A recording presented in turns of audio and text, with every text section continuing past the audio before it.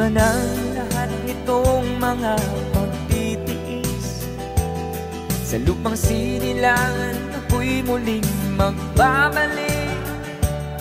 O kay tagal din naman ang aking pagkalayo sa kagustuhan kong sa hirap buhay mahango.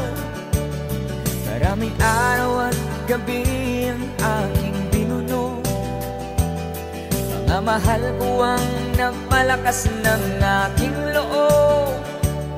Hindi ko napansin ang takbo ng mga oras. Ngayon nga ako'y pabalik na sa Pilipinas.